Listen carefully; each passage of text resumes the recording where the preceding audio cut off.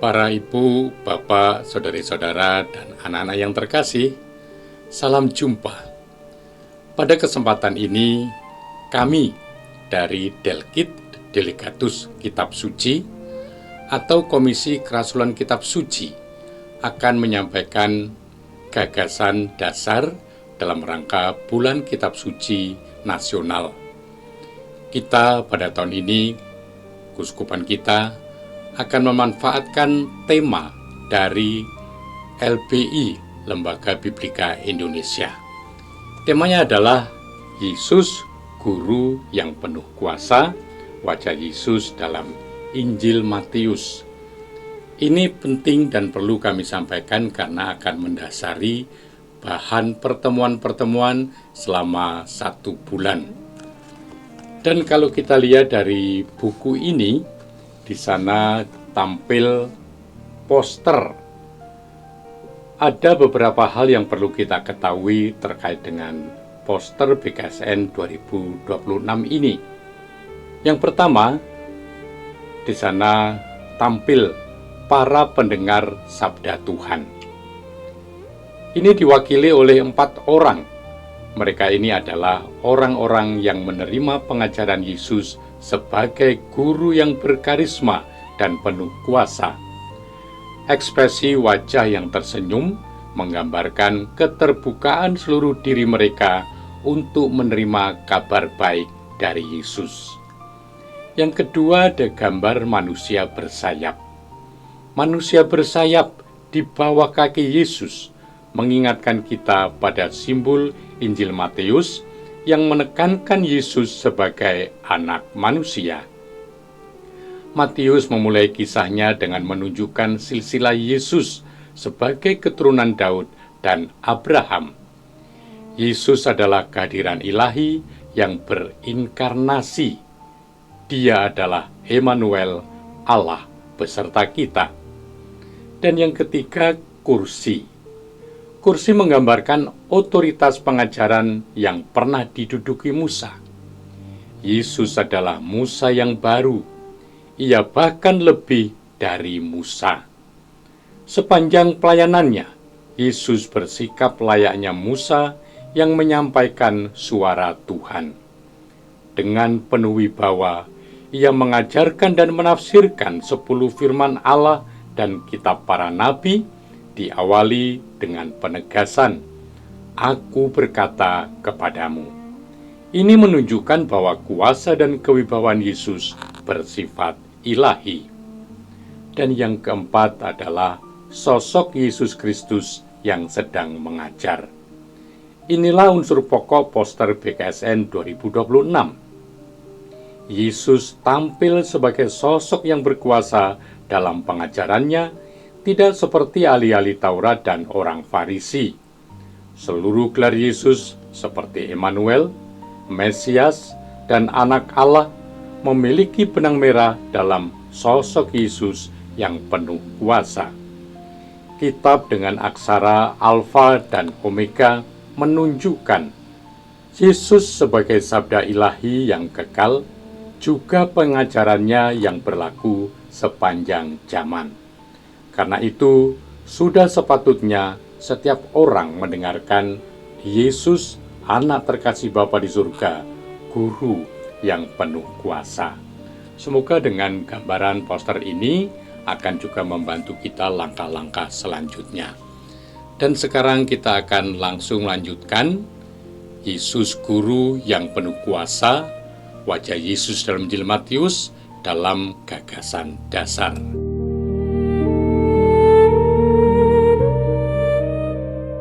Para saudara, dalam gagasan dasar ini terungkap dalam pendahuluan, dikatakan Injil adalah kabar baik.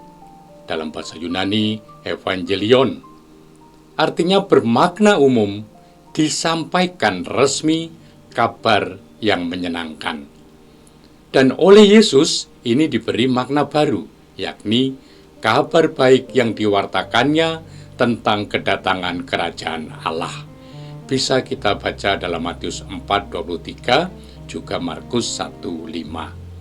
Yesus menggenapi apa yang disampaikan Nabi Yesaya tentang pemerintahan Allah yang menghadirkan damai sejahtera, kegembiraan, dan keselamatan bagi manusia. Ini ada dalam Yesaya 52 ayat 7. Manusia diundang untuk bertobat, untuk percaya, dan membuka diri pada kabar baik yang dibawanya itu. Setelah Yesus bangkit dan naik ke surga, pewartaan Injil dilanjutkan. Oleh siapa? Oleh para rasul. Dan makna Injil tetap tapi berkembang. Isi kabar baik yang diwartakan para rasul adalah Sang Mesias. Bisa kita simak dalam Kisah Rasul 5:42. Injil yang diwartakan para rasul adalah kabar baik bahwa Allah mengajarkan karya keselamatannya melalui Yesus Kristus yang telah mati, dikuburkan, dan dibangkitkan. Untuk apa? Untuk menebus dosa-dosa kita, dosa-dosa manusia. Keselamatan akan dialami oleh siapa? Yaitu oleh mereka. Yang pertama, yang mengimani Yesus tentu saja, yang percaya berserah diri kepadanya. Juga mereka yang melakukan segala sesuatu yang diajarkannya, serta yang dibaptis dalam nama Bapa dan Anak dan Roh Kudus dalam Matius 25:20 dan Markus 16:16. Lalu bagaimana terbentuknya tradisi-tradisi? Pada awal mulanya para murid mewartakan Injil secara lisan. Maka mengapa tradisi lisan itu sangat penting dalam gereja Katolik? Karena memang awalnya pewartaan itu disampaikan secara lisan. Kemudian sejumlah pihak mulai menuliskan kesaksian-kesaksian tentang hidup dan karya Yesus. Dari tulisan-tulisan tersebut, gereja menetapkan 4 Injil sebagai yang dikanonik, yang berarti mengesahkan bahwa kitab-kitab yang memuat kisah hidup Yesus beserta segala karya dan ajaran-ajaran tersebut adalah benar dan dapat dipercaya. Dan bagaimana posisi Injil Matius? Posisi Injil Matius merupakan Injil pertama dalam susunan Perjanjian Baru. Injil Matius juga yang terpanjang, dipandang memuat informasi lengkap tentang hidup dan karya Yesus. Banyak dikutip oleh penulis-penulis awal gereja. Susunannya sangat sistematis, terkait kuat dengan tradisi Yahudi. Siapa Matius? Menurut Papias, uskup Hierapolis sekitar tahun 130, sebagaimana dicatat oleh Eusebius, uskup Kaisaria pada abad keempat, adalah salah seorang dari ke-12 murid Yesus. Mantan pemungut cukai, Matius 9:9, dan juga memiliki nama Levi. Pemberian judul yang mengacu pada nama penulis baru muncul dalam salinan-salinan kuno pada masa kemudian dan sifatnya adalah atributif. Kemungkinan Injil ini tidak ditulis oleh Matius, tetapi dengan alasan-alasan tertentu dikaitkan dengan dirinya sebagai salah seorang murid Yesus. Kemungkinan juga seorang Yahudi yang menjadi Kristen. Kemungkinan adalah seorang rabi yang memiliki pengalaman rohani. Dia agaknya hidup di lingkungan Yahudi. Lalu kapan dan di mana ditulis? Injil Matius diperkirakan ditulis sekitar tahun 80-an. Tempat penulisan Injil Matius diperkirakan di Antiokhia, Syria. Injil ini ditujukan kepada jemaat Kristen Yahudi yang berada di situ. Injil Matius dikenal juga sebagai Injil Sinoptik. Injil Sinoptik diartikan sebagai melihat bersama, melihat secara bersama-sama. Dan yang dimasukkan dalam Injil Sinoptik itu adalah Injil Matius, Markus, dan Lukas. Ada kesejajaran, selayang pandang yang sama. Sumber penulisan Injil Matius Karena penulis Injil Matius bukanlah saksi mata akan hidup dan karya-karya Yesus. Ia bersandar pada sumber-sumber terpercaya yang sudah beredar luas di kalangan jemaat Kristen saat itu. Lukas 1:1-4. Sumber utama penulisan Injil Matius adalah Injil Markus, dan sumber lain Quayle, Q, dan M. Misteri. Lalu ciri khas Injil Matius, pertama menyusun 5 bagian, yaitu kisah masa kanak-kanak Yesus sebagai pengantar, kisah sengsara, kematian, kebangkitan, dan yang kelima, misi perutusan dari Yesus menjadi klimaks dan puncaknya. Injil Matius disebut bergaya Yahudi karena sering mengutip Perjanjian Lama. Injil Matius sering dijuluki sebagai Injil penggenapan. Dan Injil Matius tersusun teratur, menghadirkan suasana yang agung dan sakral di dalamnya. Lalu, siapa Yesus dalam Injil Matius? Kepada jemaatnya yang adalah orang Kristen Yahudi, penulis Injil Matius hendak memperkenalkan Yesus sebagai sosok yang dalam dirinya digenapi janji-janji Allah di masa lampau yang disampaikannya melalui nubuat para nabi. Yang pertama, Yesus adalah Emmanuel. Karena kelahirannya menggenapi dengan sempurna nubuat yang disampaikan Nabi Yesaya. Gelar Emmanuel menyingkapkan identitas Yesus sebagai Allah yang menyertai manusia. Penyertaan Allah juga ditunjukkan dalam keperpihakan Yesus terhadap orang-orang kecil. Penyertaan sampai akhir zaman. Yesus adalah Mesias. Mesias adalah Kristus. Apa arti Kristus? Yaitu yang diurapi.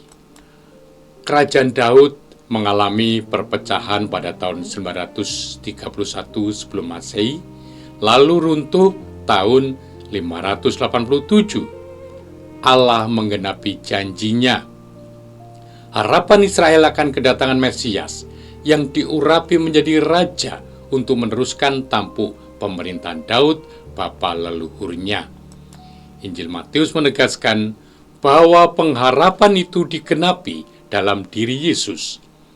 Yesus disebut sebagai Kristus dan Dia adalah anak Daud. Yesus adalah Mesias bagi semua orang, bukan hanya bagi orang Yahudi. Yesus adalah anak Allah. Gelar anak Allah dalam Perjanjian Lama biasanya merujuk pada bangsa Israel secara kolektif. Yesus adalah anak Allah karena Dia memiliki hakikat ilahi. Dengan memberitakan hadirnya kerajaan surga, Yesus yang adalah anak Allah sesungguhnya hendak mendamaikan dan membawa manusia kembali ke dalam persatuan dengan Allah yang adalah Bapanya.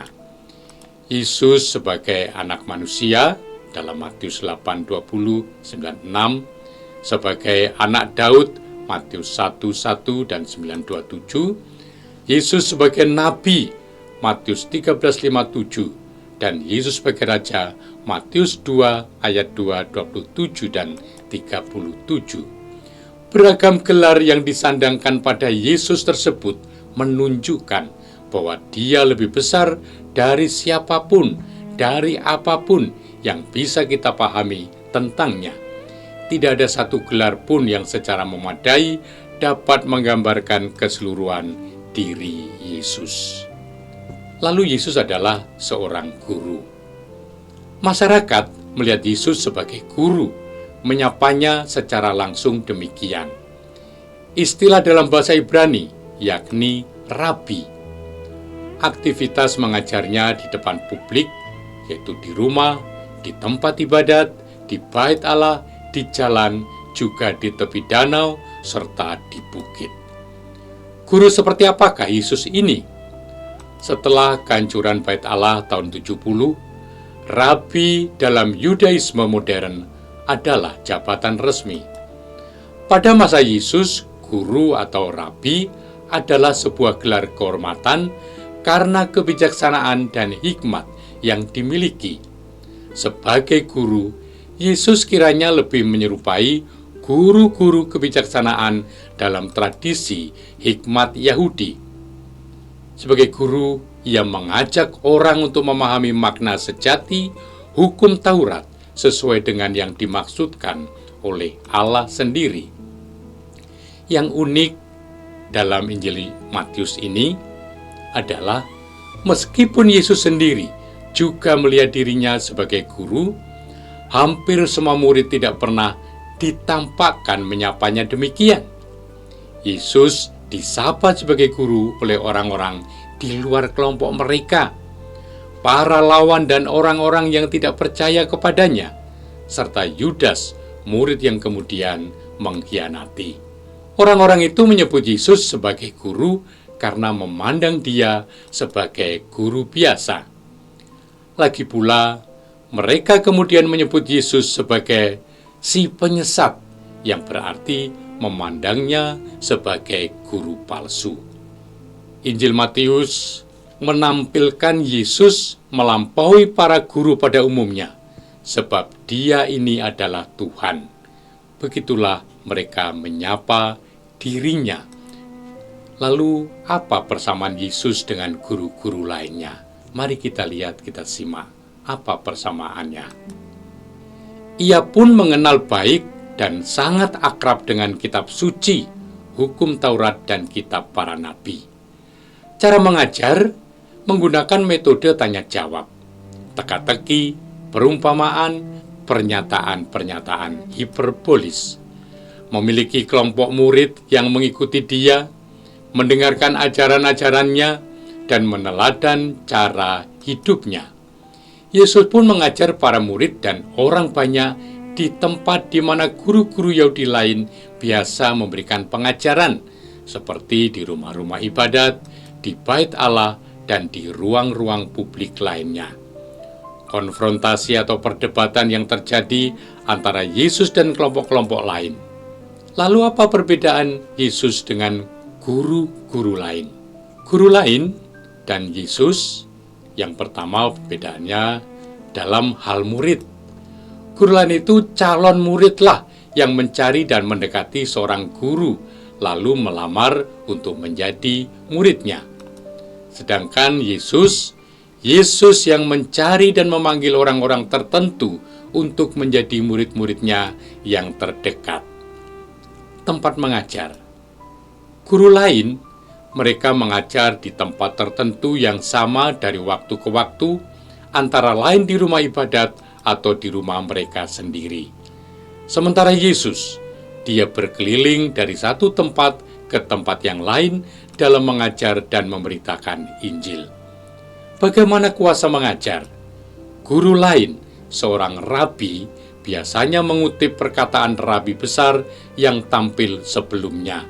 Sedangkan Yesus mengajar dengan kuasa yang ada pada dirinya sendiri. Lalu bagaimana kualitas pribadinya? Guru lain, beberapa rabi mungkin tergolong istimewa, sebab selain mengajar dengan baik, mereka juga pendoa yang baik yang menunjukkan kedekatan relasi mereka dengan Allah. Sementara Yesus unggul atas semuanya dengan mukjizat-mukjizat yang dilakukannya, di mana dengan itu ia menunjukkan kuasanya atas alam, memenuhi kebutuhan manusia, menyembuhkan orang-orang sakit, dan mengusir setan-setan. Yesus sebagai Musa yang baru. Dalam Perjanjian Lama, Allah berfirman kepada Musa, "Seorang nabi akan kubangkitkan bagi mereka dari antara saudara mereka, seperti engkau ini. Aku akan menaruh firman-Ku dalam mulutnya, dan ia akan mengatakan kepada mereka segala yang kuperintahkan kepadanya." Janji Allah tersebut digenapi dalam diri Yesus. Dialah nabi seperti Musa. Dialah Musa yang kedua. Dialah Musa baru. Injil Matius menegaskan bahwa Yesus adalah guru yang mengajarkan hukum ilahi yang sempurna dan yang akan menuntun umat dalam perjanjian dengan Allah yang telah diperbarui olehnya.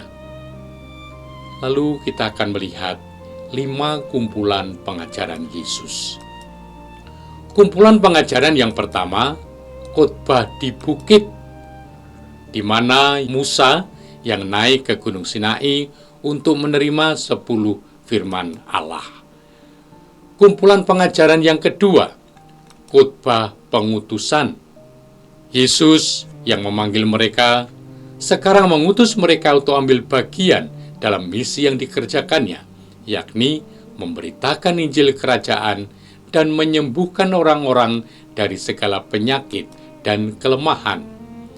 Yesus memberi kuasa, nasihat-nasihat, serta peringatan tentang resiko yang akan mereka hadapi. Yesus juga menjanjikan ganjaran dan penyertaan bagi para murid yang setia kepadanya sampai akhir. Kumpulan pengajaran yang ketiga, perumpamaan-perumpamaan tentang kerajaan Allah. Matius 13, 1 sampai dengan 52. Yang pertama, Yesus di sini menyampaikan ajaran tentang kerajaan surga dalam bentuk perumpamaan. Digambarkan sebagai benih yang jatuh di atas berbagai jenis tanah, gandum yang tumbuh di antara lalang, biji sesawi dan ragi yang kecil, dan sebagainya. Kemudian kumpulan pengajaran yang keempat. Pertama, ajaran-ajaran untuk membina jemaat.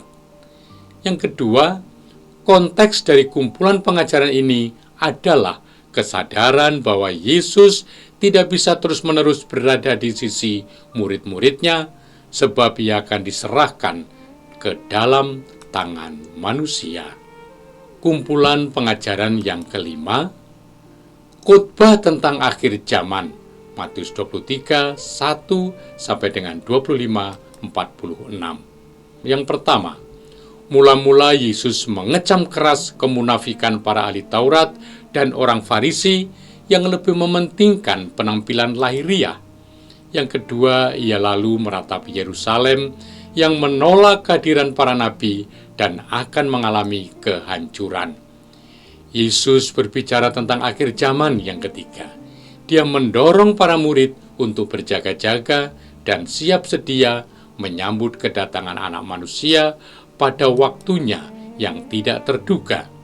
Dan yang keempat, saat kedatangan Anak Manusia adalah saat dilangsungkannya penghakiman yang terakhir. Para murid dalam Injil Matius. Yang pertama, mengajar menjadi salah satu anugerah utama pelayanan Yesus di tengah-tengah manusia. Yang kedua, yang kiranya paling diharapkan Yesus dari murid-muridnya adalah agar mereka mengerti.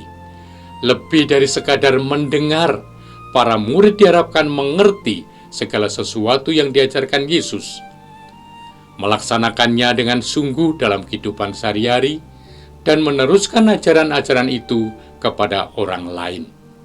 Yang ketiga, pengertian adalah karunia yang diberikan Allah kepada murid-murid Yesus untuk mengetahui rahasia-rahasia kerajaan surga, sesuatu yang tidak dimiliki oleh orang kebanyakan. Yang keempat, dalam Injil Matius pun, para murid bergulat dalam panggilan mereka dan dalam usaha mereka untuk memahami pribadi serta ajaran-ajaran Yesus. Yang kelima, dengan bimbingan Yesus, dari hari ke hari, dari waktu ke waktu, makin mengerti, dan iman mereka pun makin diteguhkan. Yang keenam, Injil Matius dengan demikian menampilkan para murid Yesus sebagai murid-murid yang bisa dibanggakan. Lalu, di penghujung bagian ini, Bulan Kitab Suci Nasional 2026 menjadikan Injil Matius sebagai sorotan dan materi pembelajaran bersama. Tema yang diangkat dalam BKSN tahun ini adalah Yesus, Guru yang penuh kuasa, wajah Yesus dalam Injil Matius. Dari 5 kumpulan pengajaran Yesus dalam Injil Matius yang tadi sudah kita ikuti, 4 diantaranya kita pilih untuk kita bahas bersama sesuai dengan pertemuan-pertemuan BKSN yang biasanya berlangsung 4 kali. Berikut ini adalah tema dari masing-masing pertemuan, serta perikop-perikop yang akan dipilih dan kita dalami bersama. Pertama, atau pertemuan pertama, pengajaran Yesus tentang hidup yang sejati, Matius 5, 1 sampai dengan 12. Pertemuan kedua, pengajaran Yesus tentang tugas perutusan para murid, Matius 10, 1 sampai dengan 5. Pertemuan ketiga, pengajaran Yesus tentang persaudaraan dalam iman, Matius 18, 15 sampai dengan 20. Dan pertemuan yang keempat, pengajaran Yesus tentang hidup yang kekal. Ini hal-hal yang akan dibahas selama 4 minggu di dalam bulan September. Dan tentang tema-tema ini, kami juga akan berbagi dalam satu diskusi atau sharing dengan beberapa teman yang pada saatnya juga akan kami bagikan kepada saudari-saudara. Demikianlah para saudari, saudara, ibu, bapak, dan anak-anak yang terkasih terkait dengan gagasan besar untuk BKSN 2026. Semoga bermanfaat. Terima kasih, selamat merenungkan, Tuhan memberkati.